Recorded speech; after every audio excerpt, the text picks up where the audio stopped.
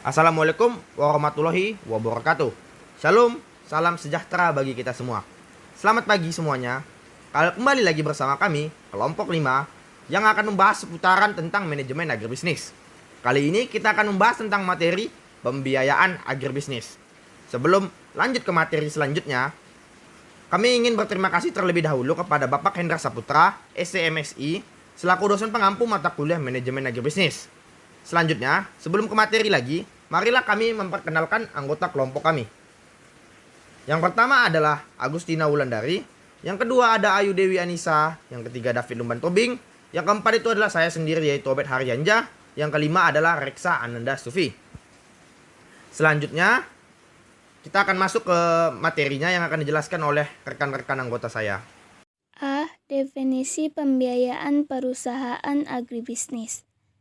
Pembiayaan adalah aktivitas BMT dalam menyediakan dana di mana dana tersebut didapat dari anggota yang kelebihan dana dan disalurkan kepada pihak yang kekurangan dana dengan kesepakatan pengembalian dalam jangka waktu tertentu dan nisbah bagi hasil yang telah disepakati. Dalam konteks manajemen agribisnis di dalam dunia akademik, setiap elemen dalam produksi dan distribusi pertanian dapat dijelaskan sebagai aktivitas agribisnis. Namun istilah agribisnis di masyarakat umum seringkali ditekankan pada ketergantungan berbagai sektor ini di dalam rantai produksi. Dalam perkembangan masa kini, agribisnis tidak hanya mencakup kepada industri makanan saja, karena pemanfaatan produk pertanian telah berkaitan erat dengan farmasi, teknologi bahan, dan penyediaan energi. PAO memiliki bagian yang berproduksi penuh pada pengembangan agribisnis yang bertujuan untuk meningkatkan pertumbuhan industri pangan di negara berkembang. Perusahaan adalah tempat terjadinya kegiatan produksi dan berkumpulnya semua faktor produksi. Setiap perusahaan ada yang terdaftar di pemerintah dan ada pula yang tidak. Bagi perusahaan yang terdaftar di pemerintah, mereka mempunyai badan usaha untuk perusahaannya. Badan usaha ini adalah status dari perusahaan tersebut yang terdaftar di pemerintah secara resmi. Selanjutnya, ada jenis perusahaan berdasarkan lapangan usaha. 1. Perusahaan ekstraktif adalah perusahaan yang bergerak dalam bidang pengambilan kekayaan alam. Yang kedua, perusahaan agraris adalah perusahaan yang bekerja dengan cara mengolah lahan dan ladang. Yang ketiga, perusahaan industri adalah perusahaan yang menghasilkan barang mentah dan setengah jadi menjadi barang jadi atau meningkatkan nilai gunanya. Yang keempat, perusahaan perdagangan adalah perusahaan yang bergerak dalam hal perdagangan. Yang kelima, ada perusahaan jasa adalah perusahaan yang bergerak dalam bidang jasa. Selanjutnya ada jenis perusahaan berdasarkan kepemilikannya. Yang pertama, perusahaan negara adalah perusahaan yang didirikan dan dimodali oleh negara. Yang kedua, perusahaan koperasi adalah perusahaan yang didirikan dan dimodali oleh para anggotanya. Yang ketiga, perusahaan swasta adalah perusahaan yang didirikan dan dimodali oleh sekelompok orang dari luar perusahaan. Selanjutnya, unsur-unsur perusahaan. Yang pertama, ada badan usaha. Yang kedua, terus-menerus. Yang ketiga, kegiatan dalam bidang perekonomian. Dan yang terakhir, keempat, bersifat tetap. Selanjutnya, pembiayaan juga memiliki fungsi. Yang pertama, pembiayaan dapat meningkatkan arus tukar-menukar barang dan jasa. Yang kedua, pembiayaan merupakan alat yang dipakai untuk memanfaatkan idle fund. Yang ketiga, pembiayaan sebagai alat pengendali harga. Yang keempat, pembiayaan dapat mengaktifkan dan meningkatkan manfaat ekonomi yang ada. B. Sumber pembiayaan agribisnis. Ada 3 sumber yang dapat digali manajer untuk memperoleh dana yang diperlukan guna mengoperasikan agribisnis. Yang pertama, investasi atau penanaman modal oleh para pemilik. Yang kedua, peminjaman. Dan yang ketiga, dana yang berasal dari laba penyusutan. Sumber utama dana agribisnis lebih dari 50% merupakan kekayaan bersih perusahaan. Yang C, sumber dana eksternal. Sumber dana eksternal ini merupakan modal yang berasal dari luar perusahaan. Sumber modal yang tersedia untuk setiap agribisnis yang pertama itu bank komersial. Bank komersial ini merupakan sumber utama dari dana peminjaman hampir semua agribisnis. Bank-bank ini menyediakan 80% dari dana pinjaman kecuali kredit perdagangan. Yang kedua itu perusahaan asuransi. Hampir semua perusahaan asuransi tertarik pada peminjaman jangka menengah dan jangka panjang untuk pembelian aktiva tetap seperti barang tidak bergerak. Yang ketiga itu lembaga keuangan komersial, yaitu badan keuangan yang mengkhususkan aktivitasnya pada bidang pinjaman bisnis dan komersial. Lembaga ini lebih berani mengambil resiko ketimbang bank. Yang keempat itu ada faktor. Faktor merupakan sumber dana modal yang sangat khusus. Faktor membeli piutang usaha pada harga yang lebih murah dan memikul sendiri risiko terjadinya piutang yang tidak dapat ditagih. Yang kelima itu peminjaman oleh koperasi. Koperasi agribisnis dapat meminjam bank koperasi yang merupakan bagian dari sistem kredit usaha tani.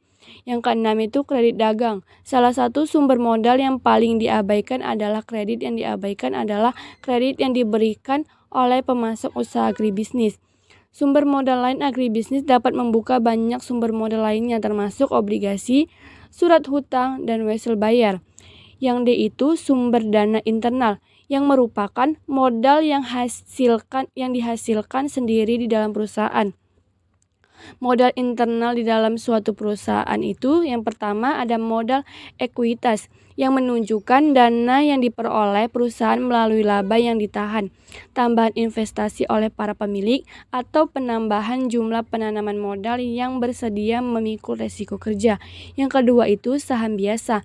Untuk perusahaan kecil, pada umumnya penjualan bagian saham biasa dilakukan kepada orang yang dikenal oleh pemilik yang ada sekarang. Yang ketiga, saham preferred. Saham preferred adalah saham yang didahulukan oleh perusahaan. Jika suatu perseroan dilikuidasi, para pemilik saham preferred akan memperoleh pengembalian hak miliknya terlebih dahulu sebelum pemegang saham biasa. Yang keempat, pembiayaan internal lainnya. Persekutuan dapat memperoleh lebih banyak modal dengan menjual sebagian bisnisnya kepada pihak lain yang mau meresikokan uangnya dalam bisnis. Sekutu baru ini dapat merupakan sekutu biasa dan sekutu dalam. Selanjutnya adalah contoh kasus, yaitu efektivitas pembiayaan agribisnis mangga atau Mangifera Indica, program kredit usaha rakyat atau KURB, Bank Rakyat Indonesia studi kasus di Desa Gemulung Tonggo, Kecamatan Greget, Kabupaten Cirebon.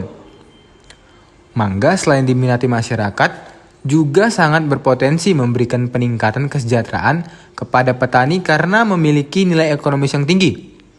Mangga merupakan salah satu komoditas yang memberikan pendapatan daerah terbesar bagi khususnya Kabupaten Cirebon. Sentra produksi mangga di Cirebon salah satunya terdapat di Desa Gemulung Tonggo, Kecamatan Greget, Kabupaten Cirebon. Penelitian Rasmi Kayati dan kawan-kawan menunjukkan bahwa perilaku agribisnis mangga di Kecamatan Greget, Kabupaten Cirebon berada pada level transisi dari pertanian subsisten ke pertanian komersil. Pertanian komersil perlu didukung oleh pembiayaan yang tepat. Tercapainya efektivitas pembiayaan dari sebuah lembaga keuangan akan berdampak positif bagi nasabah, yaitu bertambahnya kesejahteraan dalam bentuk peningkatan skala usaha, pendapatan, dan nilai aset. Program pembiayaan KUR BRI penyalurannya untuk sektor usaha kecil, UMKM, sektor pertanian. Akan tetapi, di daerah terdapat kesenjangan penyaluran pembiayaan khususnya pada sektor pertanian sehingga dilakukan evaluasi terkait efektivitas penyaluran pembiayaan yang dilakukan pada sektor pertanian. Tujuan penelitian ini adalah untuk mengkaji efektivitas pembiayaan KUR BRI pada petani mangga.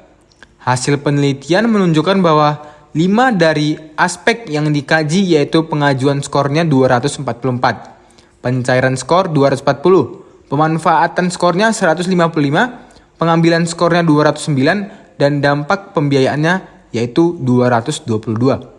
Skor memperlihatkan bahwa 4 aspek berada pada kategori efektif dan 1 aspek berada pada kategori cukup efektif. Pada aspek pemanfaatan pihak, petugas bank kurang memberikan pembinaan dan pengawasan kepada petani setelah peminjaman diberikan. Menurut petani, petugas bank hanya melakukan kunjungan pada saat survei pengajuan pinjaman. Kesimpulan yang bisa dapat kita ambil dari materi kali ini ialah pembiayaan perusahaan agribisnis merupakan bagian dari studi keuangan pertanian.